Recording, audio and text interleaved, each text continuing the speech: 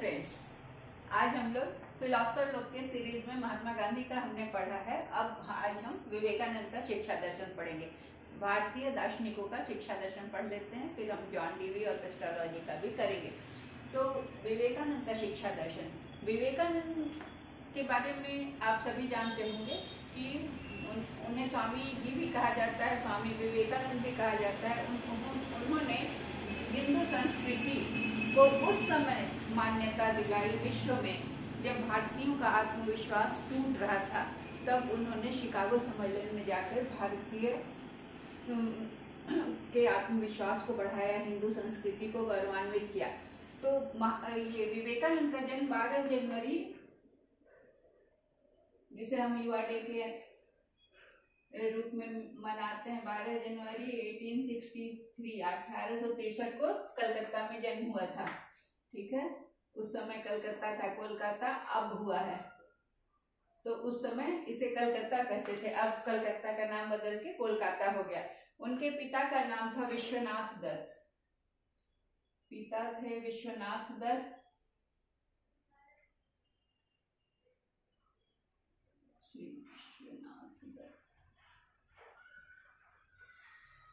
और माता का नाम था भुवनेश्वरी, भुवनेश्वर देवी। भुवनेश्वरी नहीं है, भुवनेश्वर देवी, श्रीमती भुवनेश्वर देवी।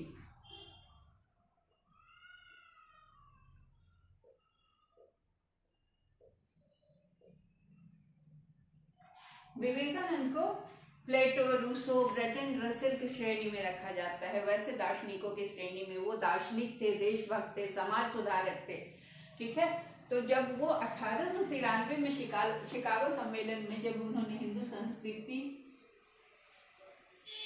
के महत्ता को पुनर्स्थापित किया, तो वो 1893 में विश्व धर्म सम्मेलन हुआ था, जहां उन्होंने भारतीय और हिंदू संस्कृति को गौरवान्वित किया।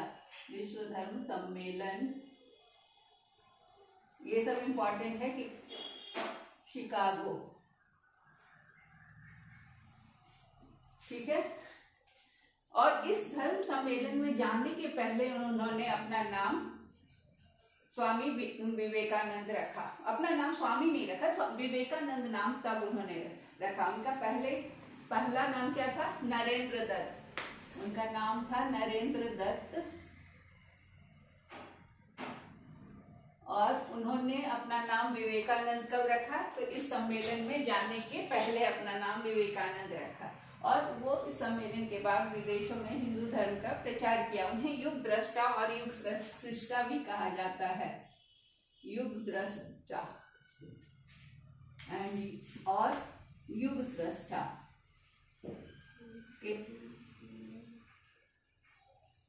ठीक है, और ये प्लेटो, रूसो, ब्रेटन रसेल से प्रभावित भी थे, बहुत ज्यादा प्रभावित थे वो। और उनकी मृत्यु हुई थी, जन्म हुआ था 12 जनवरी 1863 को और मृत्यु हुई थी 4 जुलाई 1902 को। 39 इयर्स की अवस्था थी, 39 साल की उम्र में उनकी मृत्यु हो गई। वो बहुत कम समय के लिए धरती पर रहे। ठीक है, वो वेदांतवादी दार्शनिक थे। वेदांतवादी दार्शनिक का मतलब क्या था? वो अद्वैतवाद को मानते थे। अद्वैतवाद में क्या होता है?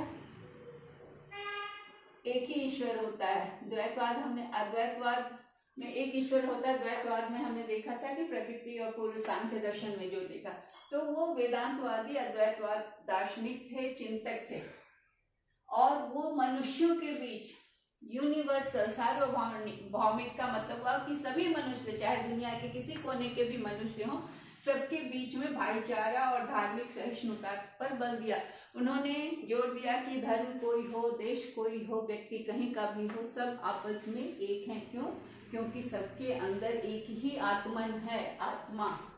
उन्होंने आत्मन शब्द का कि हर सोल जो है ना, सब व्यक्ति के अंदर सेम सोल है, चाहे वो कहीं का हो। तो इसलिए उन्होंने धार्मिक सहिष्णुता और सार्वभौमिक भाईचारे का पर बल दिया। अब हम उन्होंने उनका शिक्षा दर्शन जो था, शिक्षा से हमको उनके शैक्षिक और शिक्षा के संबंधी विचारों से हमें मतलब है, मतलब उसको जानना है और वो हमारी परीक्षा के लिए महत्वपूर्ण है।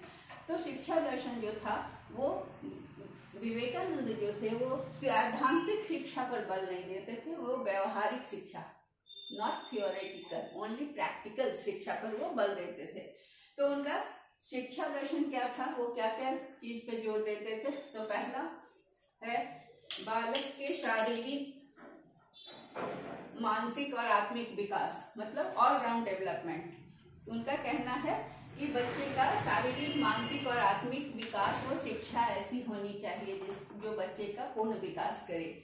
मनुष्य की अंतर्निहित पूर्णता को व्यक्त करना शिक्षा है। ये विवेकानंद का कथन है कि मनुष्य के अंदर सारी चीजें, सारी अच्छाइयां मौजूद रहती हैं, उनको खाली प्रकट करना है, व्यक्त करना है। तो अंतर्निहित पूर्णता को व्यक्त करना ही शिक्षा है। शिक्षा से चरित्र का निर्माण, शिक्षा ऐसी हो जो चरित्र का निर्माण करे, आत्मनिर्भरता को लाए और बुद्धि का विकास करे। तीसरा था उनका शिक्षा दर्शन में पॉइंट कि बालक और बालिका को समान शिक्षा मिलनी चाहिए। उस अपने हिसाब से, अपने समय में वो बहुत मॉडर्न विचार था कि लड़के लड़कियों को समान शिक्षा मिले।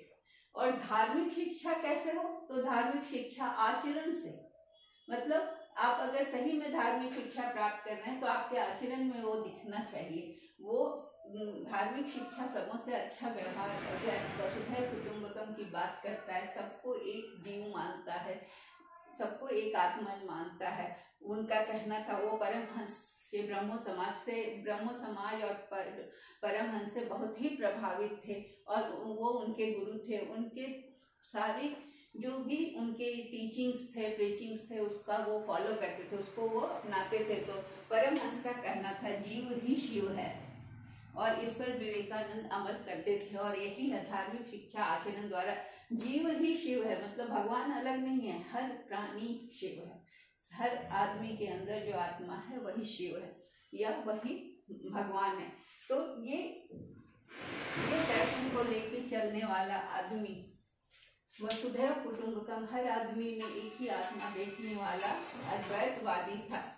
अब शिक्षा का उद्देश्य क्या है? विवेकानंद के अनुसार शिक्षा का उद्देश्य है पहला पूर्णता को प्राप्त करना, मतलब कंप्लीटनेस, अपना सारा विकास, शारीरिक, मानसिक, आत्मिक सभी विकास को करके पूर्णता को प्राप्त करना। दूसरा है शारीरिक और मानसिक विकास करना। फिर तीसरा है नैतिक और आध्यात्मिक विकास। चौथा है आत्मविश्वास और एवं आत्मत्याग की भावना का विकास करना बच्चों में। फिर विभिन्नता में एकता की खोज, मतलब जितना भी विभिन्नता है, डाइवर्सिटी है, तरह तरह के लोग हैं, तरह तरह का धर्म है, तरह तरह का पोशाक है, तरह तरह का खान पान है, इन सब के बावजूद उनमें एकता। और इस एकता के पीछे क्या है? परमहंस जी की शिक्षा, जीव ही शिव। ठीक है। फिर है धार्मिक विकास और फिर है सार्वभौमिक शिक्षा। वो शिक्षा हर किसी के लिए शिक्षा, वो विवेकानंद जी का कहना था कि हर व्यक्ति के लिए शिक्षा जरूरी है। और उनका ये भी मानना था कि हर व्यक्ति स्वयं सीखता है। ठीक है। तो अब उसके बाद हम यहाँ देखें, यहाँ से फिर हमारा ये होता है पाठ्यक्रम। पाठ्यक्रम क्या था? विवेकानंद के अनुसार पाठ्यक्रम में, मैं संक्षेप में बता रही हूँ क्योंकि आप उनके दर्शन को जान लें और इससे संबंधित कोई भी प्रश्न आए तो उसका आंसर दे सकें।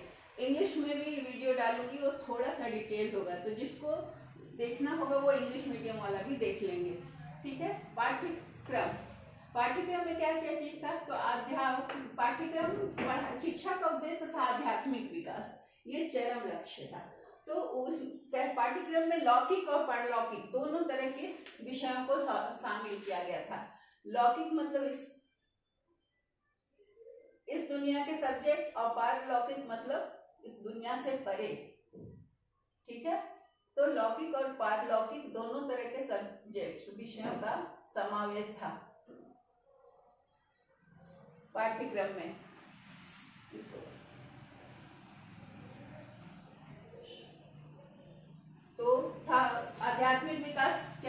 था उसके लिए उपदेश, धर्म की शिक्षा, दर्शन, पुराण, उपनिषद, ये सारी चीज थे पारलौकिक वृद्धि के लिए या समृद्धि के लिए। और लौकिक समृद्धि के लिए क्या क्या सब्जेक्ट पढ़ाने की बात कही थी विवेकानंद जी ने, तो भाषा, लैंग्वेज की पढ़ाई, भूगोल, राजनीति शास्त्र, अर्थशास्त्र, विज्ञान, कला, व्यवसायिक विषय जिससे कि नौकरी आसानी से मिल सके, व्यवसाय कर सकें, कृषि, खेलकूद, व्यायाम और शारीरिक शिक्षा।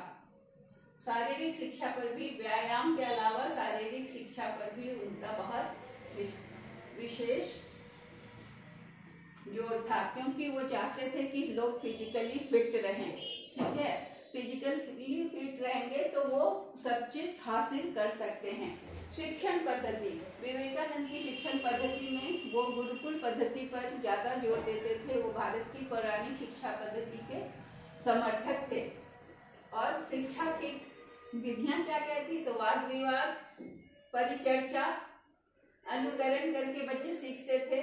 और क्रिया विधि मतलब करके, क्रिया विधि मतलब लर्निंग बाय डूइंग, क्रिया विधि से भी वो सीखते थे। और लेक्चर मेथड भी था, व्याख्यान विधि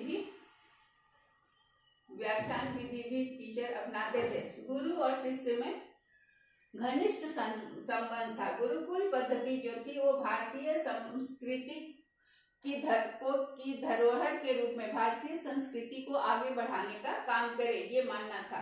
फिर बच्चे जो बालक होते थे उनके बारे में उनका क्या विचार था, तो विवेकानंद का कहना था कि बच्चे जो हैं वो शिक्षा का केंद्र बिंदु हैं। मतलब जो भी पढ़ाई होनी चाहिए बच्चों को केंद्र में रखकर उनके हिसाब से, शिक्षक के हिसाब से शिक्षण नहीं होनी चाहिए, बल्कि शिक्षण कैसा होना चाहिए, बच्चों के हिसाब से। और बच्चे जो है वो लौकिक और आध्यात्मिक ज्ञान का भंडार होते हैं। उनके अंदर लौकिक ज्ञान भी है, पारलौकिक ज्ञान भी है। बच्चों को ये सिखाना चाहिए कि वो सुख दुख, कमी समृद्धि सबको देखें और सबको स्वीकार करना सीखें। मतलब किसी भी स्थिति में सुख में बहुत ज्यादा आह्लादित ना हो जाए और दुख में बहुत दुखी ना हो जाए, तो ये चीज को स्वीकार करना सिखाना है। शिक्षक को, बालक को ये भी चीज सिखाना है। फिर शिक्षक का स्थान, प्रत्येक व्यक्ति स्वयं अपना शिक्षक है। उनका मानना था कि शिक्षक का बहुत रोल नहीं है, शिक्षक का हर व्यक्ति अपना शिक्षक है खुद ही। तो जो टीचर होगा वो क्या करेगा, टीचर केवल फ्रेंड, फिलोसफर और गाइड के रूप में काम करेगा। वो पथ प्रदर्शक होगा, मित्र की तरह होगा और एक दार्शनिक की तरह बच्चे की मदद करेगा।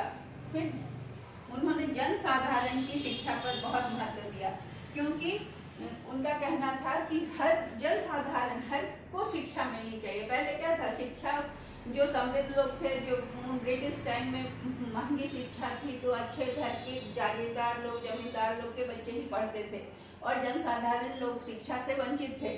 तो उन्होंने जनसाधारण की शिक्षा पर का महत्व बतलाया और बोला इसकी अवहेलना पाप है। उन्होंने इसे पाप की संज्ञा दी कि अगर जनसाधारण को शिक्षित नहीं किया जाएगा तो देश कभी आगे नहीं बढ़ेगा। इसलिए जनसाधारण, सार्वभौमिक शिक्षा यही है, हर किसी की शिक्षा पर उन्होंने जोर दिया। स्त्रियों को समान शिक्षा का अवसर, वो स्त्रियों को समान शिक्षा नहीं देने से क्या होगा कि कोई भी समाज, कोई भी देश आगे नहीं बढ़ेगा। क्योंकि अगर उन्होंने उसे चिड़िया के पंख से तुलना की कि चिड़िया के दो पंख है, दोनों पंख जब साथ देते हैं तभी वो उड़ पाती है। तो किसी भी समाज, किसी भी देश को आगे बढ़ने के लिए बालक और बालिकाओं को समान शिक्षा देने की बात उन्होंने कही। दोनों का शिक्षण एक तरह से होना चाहिए, करिकुलम एक होना चाहिए, विषय एक जैसे होने चाहिए। फिर उन्होंने व्यावसायिक शिक्षा पर भी बल दिया ताकि लोग अर्न कर सकें, कमाई कर सकें और अपने जीवन स्तर को सुधार सकें। अनुशासन के बारे में उनका कहना था कि टीचर को अपने जैसा वो अनुशासन चाहता है, या बच्चों को अनुशासित करने के लिए टीचर को खुद अनुशासित होना पड़ेगा और बच्चे जो हैं वो टीचर को देखकर अनुशासन सीखेंगे। तो अनुशासन जो है वो शिक्षक के अनुकरण से सीखने की बात तो विवेकानंद जी ने कही।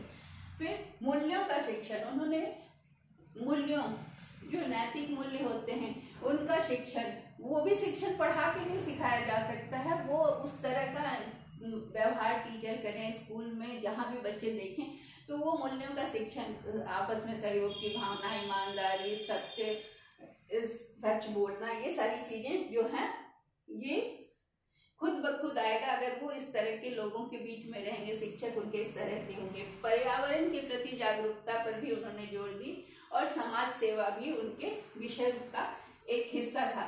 तो इस तरह से हमने देखा कि विवेकानंद ने सब चीज पर, उन्होंने देशभक्ति पर भी बहुत जोर दिया और बॉडी बिल्डिंग पर भी बहुत जोर दिया, साइंस और टेक्नोलॉजी पर भी जोर दिया। उनका कहना था कि अगर हम साइंस और टेक्नोलॉजी का ज्ञान नहीं रखेंगे तो हम विश्व में कम्पीट नहीं कर पाएंगे, इसलिए विज्ञान और तकनीक की शिक्षा पर भी उन्होंने जोर दिया। तो इस तरह से हम क्या देख रहे हैं कि उनका शिक्षा दर्शन जो है वो क्या क्या चीज पर बहुत जोर दे रहा है। देशभक्ति, सभी जीवों में एक ही आत्मा, जीव ही शिव है, अपने ब्रह्म समाज के गुरु परमहंस जी के शिक्षण के अनुसार या उनके सिद्धांतों का पालन किया उन्होंने। उसके अलावा विज्ञान, तकनीकी शिक्षा, शारीरिक शिक्षा, फिजिकल फिटनेस, पैट्रियोटिज्म, ये सारा देशभक्ति, इसके अलावा लौकिक और पारलौकिक दोनों विषयों पर उन्होंने जोर दिया और बच्चों का महत्व बताया और महिलाओं की शिक्षा पर जोर दिया। वो बहुत सारी कुरीतियां जो चल रही थी उनका भी विरोध किया। तो वो हम ये कह सकते हैं कि विवेकानंद का शिक्षा दर्शन जो है वो आधुनिक शिक्षा दर्शन के अंदर आता है और भारत में जो भी सुधार आए हैं तो इसमें इनका बहुत ज्यादा योगदान है। Thank you.